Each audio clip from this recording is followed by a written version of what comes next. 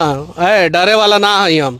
समझ लगे ना। बिहार में कह रहे थे बिहार लोग कह रहे थे कि मनीष कश्यप निकलने के बाद डरे। अभी तो हम निकले हैं, अभी से ही देख रहे हैं ठंडा के मौसम में पूरा गर्मी का माहौल हो गया है। बिहारी का डीएनए है, बिहारी कभी डरता है नहीं, ये डीएनए बिहारी का है जी। ठीक है, ये ओरिजिनल बिहारी का है, खांटी बिहारी का डीएनए है, ये कहियो नहीं डरेगा। वो ओरिजिनल बिहार का डीएनए हो ही नहीं सकता है जो बिहार में ही बिहार की कुर्सी पे फेविकॉल की तरह बैठ के और बिहार को ही दिमक की तरह चाट खाए, वो बिहारी डीएनए हो ही नहीं सकता है। 20-20 साल सारे नेता जेल में जाएंगे और ठीक है, लेकिन इस नेताओं से तो नहीं डरूंगा, इन नेताओं से कभी नहीं डरूंगा।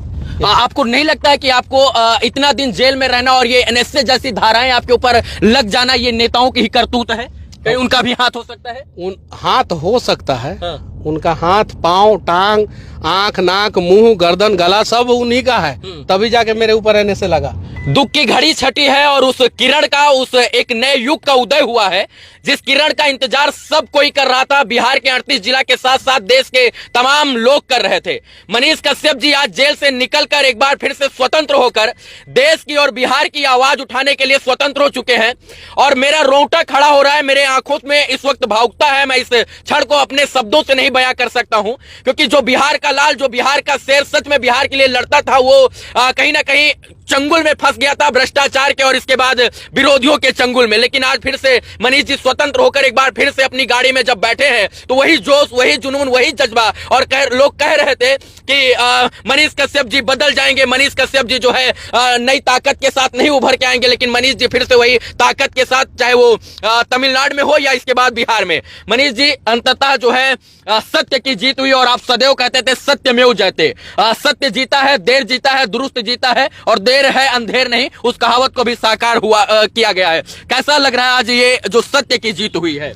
बस बिहार में मैं पैदा हुआ हूँ और बिहार में ही दशरथ मांझी पैदा हुए थे, बिहार में ही वीर कुंवर सिंह, बिहार में ही गुरु गोविंद सिंह पैदा हुए थे, माँ सीता जो है बिहार में ही पैदा हुई थी। इन लोगों ने भी बहुत सारे अधर्मियों को देखा, इन लोगों के भी जीवन में बहुत सारा कष्ट आया, लेकिन फाइनली इतिहास का पन्ना बताता है इनके बारे में, इनकी कहानियां कि क्या है। इतिहास तय करेगा कि मनीष कश्यप क्या है क्या नहीं है। नेल्सन मंडेला साउथ अफ्रीका के थे, लगभग 32-33 साल वो जेल रहे, लेकिन आज साउथ अफ्रीका का इतिहास का कोई भी किताब खोल के देख लीजिए तो उनके बारे में क्या है वो। तो वर्तमान में बहुत सारे लोग हैं जो आपको जो है कष्ट देने का प्रयास करेंगे, जो मुझे देने का प्रयास किया गया। मैंने बोला पुल गिर गया, पुल गिरेगा, पुल गिर गया, पुल गिर गया, तो मनीष कश्यप बोल रहा है कि पुल गिरेगा और आप पुल जिसने गिराया उसके ऊपर कार्रवाई न करके मनीष कश्यप को जेल में डाल दो ताकि हम गिराने वाले ठेकेदार को ठेका देंगे और उसमें बिहार के लोग दब के मरेंगे और आवाज उठाने वाला कोई नहीं रहेगा।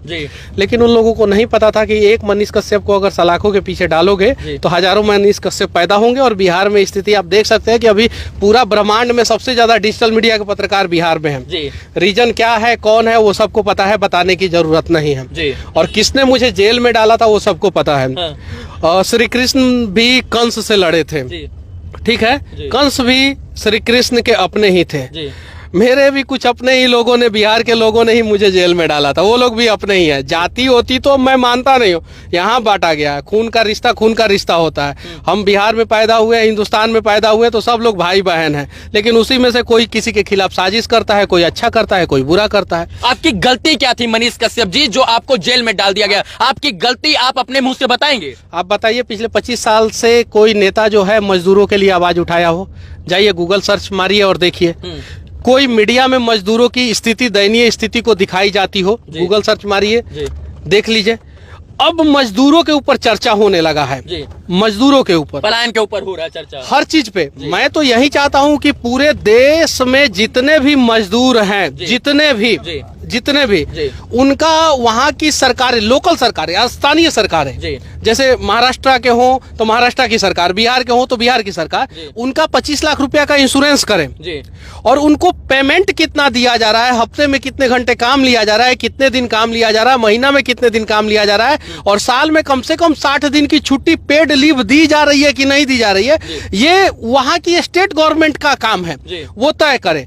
बिहार में सबसे ज्यादा मजदूर है अभी वर्तमान समय में, उन मजदूरों के लिए मैं आवाज उठाया था। अब तो मैं अपने केस के लिए सीबीआई जांच की मांग करूंगा, हाई कोर्ट में मैं अप्लाई करूंगा कि केस का सीबीआई जांच हो कि आखिर तमिलनाडु में त्रिपुर में हुआ क्या था। मतलब आप सीबीआई से दरख्वास्त करेंगे कि हमारे केस की सीबीआई जांच हो? अरे हम सोर्स किसको मानेंगे? हम गूगल को सोर्स नहीं माने, हम पेपर को सोर्स नहीं माने, हम नेताओं के भाषण को सोर्स नहीं माने, हम विधानसभा को सोर्स नहीं माने, तो सोर्स मानेंगे किसको? हमने गूगल पे देखा, घटना के बारे में दिया गया था, हमने सोशल मीडिया पे देखा, घटना के बारे में दिया गया था, हमने पेपर में देखा, घटना के बारे में दिया गया था, हमने इलेक्ट्रॉनिक्स मीडिया में देखा, डिजिटल मीडिया में देखा, हर जगह तमिलनाडु में जो घटना घटी थी उसके बारे में दिया गया था। जी, क्योंकि सोर्स हमारा वही है, डिजिटल मीडिया, प्रिंट मीडिया। हाँ वही है, वही सबसे पहले उन्हीं लोगों ने वही है, 2 तारीख को, वही है, 2 मार्च को। उसी सोर्स के ऊपर मैंने न्यूज बनाया। उन लोगों को 25,000 रुपया, सिर्फ दैनिक भास्कर को 25,000 का जुर्माना लगाया गया था, बाकी सबको तो छोड़ दिया गया था। दैनिक भास्कर मद्रास हाई कोर्ट में 25,000 रुपया का जुर्माना दिया और दैनिक भास्कर को भी छोड़ दिया गया। और बाकी सबको के ऊपर तो कुछ बात तक नहीं पूछा गया बाकी सबसे, और जेल में डाला गया मनीष कश्यप को। अरे हमारा अपराध क्या है पहले ये बताइए मजदूरों के लिए। चलिए आज आपको भी नहीं पता कि आपका अपराध क्या है। सरकार इस सवाल का जवाब पूरा बिहार जानना चाहता है कि आपका अपराध क्या है। मैं सरकार से कहना चाहता हूं कि चलिए, अगर आपके नजर में मैंने झूठ वीडियो बनाया है तो आप बताइए किसके लिए बनाया। मनीष कश्यप अपने घर के लिए बनाया है? अपने लिए बनाया नहीं, मजदूरों के लिए बनाया है। और मजदूरों के लिए अगर मैं झूठ बोलूं तो आप एनए लगा देते हैं। आप पूरा राज्य के साथ झूठ बोल रहे हैं, देश के साथ झूठ बोल रहे हैं कि हम ये करेंगे, 5 साल में वो करेंगे, और आप वो काम नहीं कर पा रहे हैं, तो आपके ऊपर तो यूएपीए लग जाना चाहिए। बिल्कुल एकदम यूएपीए लग जाना चाहिए और आप लोगों को नॉन अवेलेबल में डाल देना चाहिए। 20-20 साल सारे नेता जेल में जाएंगे। और अगर सरकार के हिसाब से, मैंने झूठ नहीं बोला है, मैं फिर से कहना चाहता हूं, मैं सोर्स के हिसाब से बात किया हूं। अगर सरकार के हिसाब से लगता है कि मनीष कश्यप झूठ बोला है और उसको जेल में डाल दिया जाए एनएसए के तहत, तो मैं अब तो नेताओं का भाषण निकाल निकाल के आप लोगों को दिखाऊंगा कि ये नेता ने ये झूठ बोला, ये नेता ने ये झूठ बोला, इनको भी जेल में डालो, इनको भी जेल में डालो। मैं साक्ष्य के साथ दूंगा कि इन्होंने बोला था इतने करोड़ को ये करेंगे, इन्होंने को बोला था इतने लाख को ये करेंगे, इन्होंने बोला था इस जिला में ये करेंगे, इन्होंने बोला था उस जिला में वो करेंगे, इन्होंने बोला था इस जाति के लिए ये करेंगे, इन्होंने बोला था उस धर्म के लिए वो करेंगे। और सारा डिटेल्स, समय सीमा उन लोगों ने बताया, वो सारा डिटेल्स निकाल निकाल के मैं इन लोगों को दिखाऊंगा कि आप लोगों के ऊपर कौन एनएसए लगाएगा, कौन यूएपीए लगाएगा। भैया, बिहार के लोगों ने, सच बात है कि आपके लिए लड़ाई लड़ी, चाहे वो तन से हो, इसके बाद मन से हो, या ग्राउंड पर उतर कर तमाम प्रकार की लड़ाई लड़ी। जेल में 9 महीना आप लगभग रहे हैं, तमिलनाडु रहे, इसके बाद बेऊर जेल में आपको शिफ्ट किया गया। तमिलनाडु की जेल में आपके साथ कैसा बर्ताव किया गया? उसके बारे में मैं बाद में बताऊंगा, ठीक है? अभी समय नहीं है, बस उसके बारे में मैं बाद में कुछ चीजों को जो है वो हाइड रहने दीजिए। एक सवाल है जिसका जवाब हम लोगों से अमूमन पूछा गया ये 2-4 दिन के अंदर, कि क्या मनीष कश्यप जी जेल से निकलने के बाद माइक लेकर बिहार के लोगों की आवाज बुलंद करेंगे, या राजनीति के माध्यम से अपना योगदान देकर राजनीति का उज्जवल भविष्य करेंगे? माइक कभी मैं नहीं छोड़ूंगा, बस इतना जान जाइए जी। माइक नहीं छोड़ूंगा, बस माइक लेकर ही लड़ाई लड़ी। माइक कभी मैं नहीं छोड़ूंगा।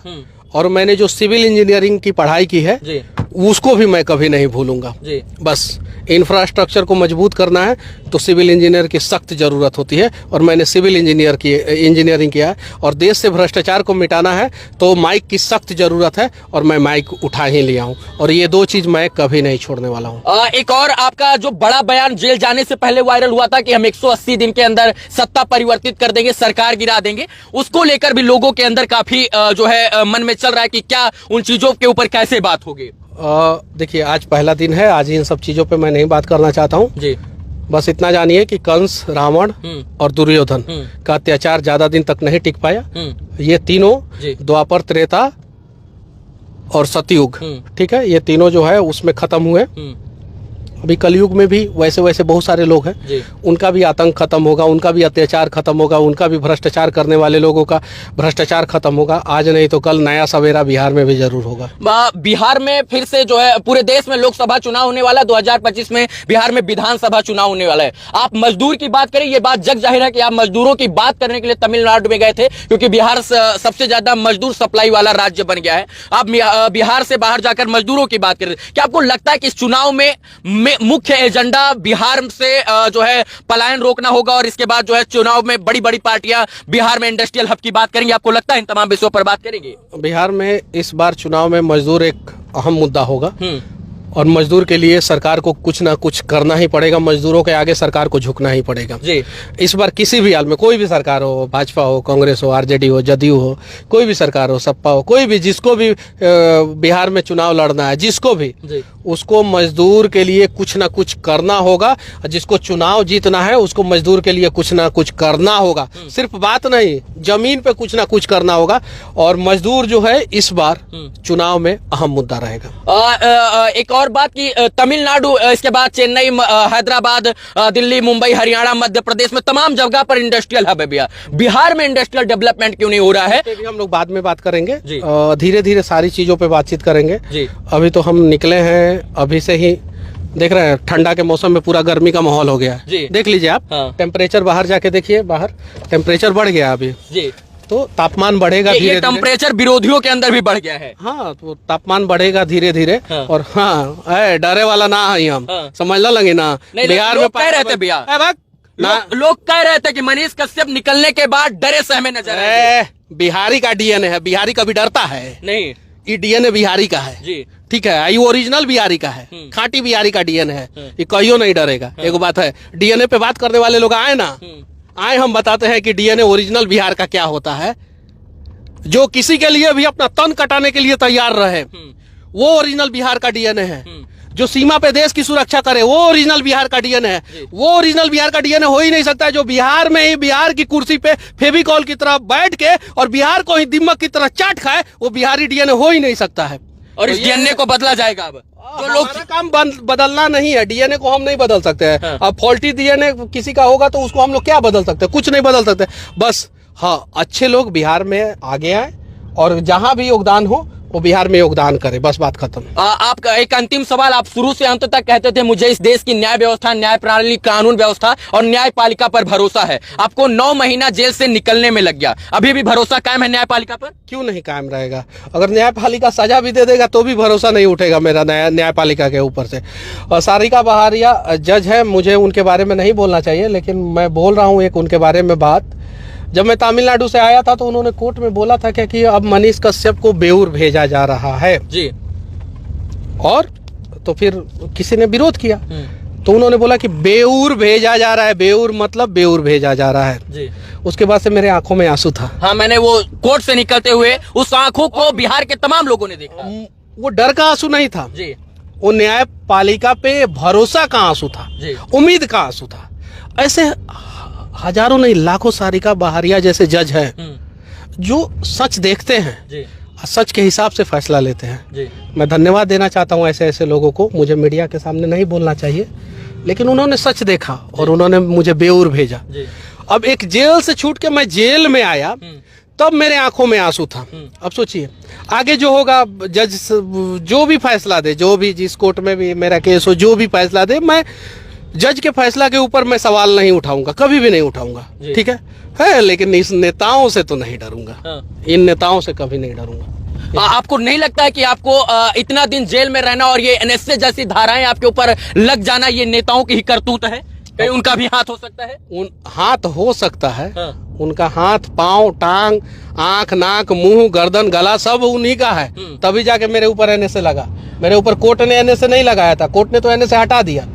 सच बात है कि एनएसए जो है मद्रास हाईकोर्ट की मदुरई बेंच ने मनीष कश्यप जी के ऊपर जो एनएसए लगा था उसको क्वैश कर दिया। क्वैशिंग का मतलब खत्म कर दिया। कोई ग्राउंड नहीं मिला एनएसए का, जिसकी वजह से राष्ट्रीय सुरक्षा कानून अधिनियम जो था वो मनीष कश्यप जी के ऊपर से मद्रास हाईकोर्ट की मदुरई बेंच ने हटा दिया था और बताया कि कोई ऐसा ग्राउंड एविडेंस ही नहीं है जिसके तहत, जिसको मद्देनजर रखते हुए मनीष जी के ऊपर एनएसए को स्टैंड किया जाए। और यही कारण है कि विगत 1 महीना पहले दीपावली के लगभग समथिंग जो है मनीष कश्यप जी के ऊपर एनएसए जो है वो पूरी तरीके से खारिज कर दिया गया था। और इसके बाद उस वक्त कहा गया था कि सच में मनीष कश्यप जी ने कोई भी जो है राष्ट्रद्रोह का कार्य ही नहीं किया था, तो राष्ट्रद्रोह का मुकदमा क्यों?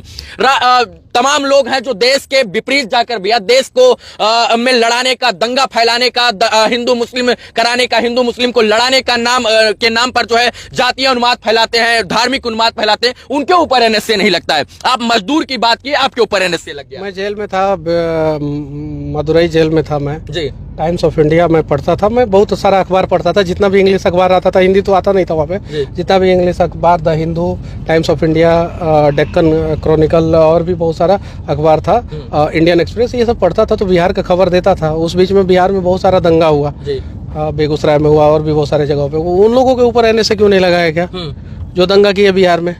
मेरे वीडियो की वजह से तो बिहार में कभी दंगा नहीं हुआ, मेरे ऊपर एनएसए लगा दिया गया। तो ये नेता जो है अपनी राजनीति रोटी सेकने के लिए ऐसा करते रहते हैं। और जो देखते हैं कि देखिए समस्या क्या है। एक और सवाल है इसमें कि आपके सारे सवालों का जवाब मैं बाद में दूंगा। एक अंतिम सवाल कि आप जब तक बिहार में थे भैया, तब तक कोई जो है आपके ऊपर एकदम नॉर्मल धारा थे, लेकिन जैसे ही आप तमिलनाडु पहुंचे सारा एनएसए वहीं से लगा, वो भी तमिलनाडु से। देखिए तमिलनाडु गवर्नमेंट को जो है मेरे से तो कोई मतलब ही नहीं था, मेरे बारे में तमिलनाडु गवर्नमेंट जानता भी नहीं था। यहाँ से जो आदेश हुआ वो वहाँ पे पालन हुआ जी, बस इतना ही कहूँगा। और बाकी सारे सवालों का जवाब मैं बाद में दूंगा। और मेरे ऊपर ये लोग केस करते रहे, कोई डर नहीं है मुझे, ठीक है। ये लोग मेरा कुछ नहीं उखाड़ सकते हैं, बस इतना ही जानता हूँ मैं, कुछ नहीं। और मेरा भाषा ऐसा ही रहेगा, ऐसा नहीं है कि मनीष कश्यप डर जाएगा, ये सब वो सब ऐसा वैसा। ये देश को नोच के खाने वाले लोगों के लिए हम लोग सभ्य भाषा का इस्तेमाल करें। अरे आई लोग असभ्य तरीके से जो है बिहार को लूटते रहे, और उसके लिए जो है अटल बिहारी वाजपेयी का मैं एक किताब पढ़ रहा था जी। उसमें लिखा हुआ था कि सरकार के तर्कस में अनेकों तीर होता है जो पत्रकारिता को कभी भी दबा सकता है। मेरे मैं जेल में वो किताब पढ़ा। और हरिशंकर परसाई एक राइटर है, उनका मैं किताब पढ़ रहा था, भीगता हुआ स्वतंत्रता और ठिठुरता हुआ गणतंत्र। जब वो किताब आप लोग पढ़िएगा तो उसमें एक्चुअल मायने पता चलेगा कि पत्रकारिता को कैसे दबाया जाता है, और आज़ादी का मकसद मतलब क्या है, और गणतंत्र का मतलब क्या है। तो मैं बोलूँगा जितने भी पत्रकारिता लोग कर रहे हैं, कभी समय मिले तो कुछ कुछ किताबें पढ़िए ऐसे ऐसे महापुरुषों का। अटल बिहारी वाजपेयी तो प्रधानमंत्री थे, और प्रधानमंत्री बनने के बाद जो है उन्होंने किताब लिखा कि वो जब पत्रकारिता कर रहे थे पंचजन में, और एक और राष्ट्र धर्म शायद से उन दो पेपर था उस समय जब आज़ाद भारत हुआ था, उस समय करते थे। तो उनको जो है दबाया गया, अटल बिहारी वाजपेयी को दबाया गया और उन्हें मजबूरन राजनीति में आना पड़ा। तो बहुत सारी चीज़ें हैं, आप लोग भी जाके कुछ किताबें पढ़िए और देखिए कि हमारे इतिहास में जो है कुछ लोगों ने किस प्रकार से हमारे महापुरुषों के ऊपर अत्याचार किया है। शायद आज भी वही काम हो रहा है। चलिए, मनीष जी थे, जेल से निकलने के बाद ये हम लोग इंटरव्यू शूट कर रहे थे। उस 10 महीने की बातों को इस 10 मिनट के वीडियो में, 20 मिनट के वीडियो में हम लोग नहीं बता सकते हैं, लेकिन इतना ध्यान रखिए मित्रों कि जो लोग कह रहे थे कि मनीष कश्यप जी डर गए हैं, सहम गए हैं, आंख खोलिए और आंख के ऊपर से ऐनक हटा कर देखिए, मनीष कश्यप जी उसी फितरत, उसी जोश, उसी जुनून, उसी जज्बे के साथ आज भी बिहार की इन सड़कों पर जब निकले हैं तो बिहार की सड़कें बोल रही है कि हमें मनीष कश्यप की जरूरत है। और इसलिए जरूरत है क्योंकि अगर सच में किसी ने बिहार के लिए लड़ाई लड़ी और बिहार में लड़ाई लड़ने का आगाज किया पत्रकारिता के माध्यम से, तो वो मनीष कश्यप थे। और इनको देख देख कर हम जैसे तमाम युवा जो है माइक लेकर जब रोड पर उतरे तो कहीं ना कहीं इस बात का संकेत दिए कि हम लोग लड़ाई लड़ने के लिए आए हैं। आज मनीष कश्यप जी एक बार फिर से बिहार के लोगों के बीच में, बिहार के जनता के बीच में जाति पात, धर्म, मजहब, भेदभाव से ऊपर उठकर आज फिर से लड़ाई लड़ने का काम शुरू करेंगे। और जेल से निकलकर इस वक्त जो है दशरथ मांझी के यहाँ जा रहे हैं, जो माउंटेन मैन जिनको कहा जाता है। अपनी मां से मिलने से पहले दशरथ मांझी जी के यहाँ जा रहे हैं। और ये जो जज्बा है इसको सलाम है, क्योंकि जिस प्रकार से 9 महीना कोई जेल में रहे, 9 दिन कोई जेल में रह जाता है तो उसका हौसला जुनून सब कुछ टूट जाता है। लेकिन जिस प्रकार से मनीष कश्यप जी 9 महीना 10 महीना बाद भी जेल से निकलने के बाद उसी हौसले के साथ आगे बढ़ रहे हैं, ये बताता है, ये दर्शाता है कि बिहार में एक नए युग की क्रांति की शुरुआत है। और उस क्रांति का नाम मनीष कश्यप हो सकता है, क्योंकि जिस जज्बे के साथ ये आगे बढ़ रहे हैं। और आज जिस प्रकार से मैंने बेऊर जेल के सामने लाखों लोगों की भीड़ देखी, हजारों लोगों की भीड़ देखी, उस बात को मैं दावे के साथ कह सकता हूं कि बिहार में एक नए युग की शुरुआत हो चुकी है। और आज की सुबह की पहली किरण जो थी वो ऐतिहासिक किरण थी, और ये ऐतिहासिक किरण इतिहास के पन्नों में जरूर दर्ज होगी। ये ऐतिहासिक मर्तबा था जब किसी पत्रकार के लिए इतनी लोग जो है जेल के बाहर खड़े होकर 2 दिनों से इंतजार कर रहे थे, और अंततः सबके इंतजार की घड़ियों का जो अंत था वो उसका अंत हुआ। बाकी मनीष जी थे, हम लोग इस तमाम विषयों पर बात कर रहे थे। उम्मीद है कि ये वीडियो आपको अच्छा लगा होगा, और इनके जो 9 महीने का संघर्ष था वो हम इस शब्दों में नहीं बयां कर सकते। आप लोग तमाम लोग इन लोगों का सहयोग कर रहे थे। बहुत बहुत धन्यवाद इस वीडियो को देखने के लिए मित्रों। जय हिंद।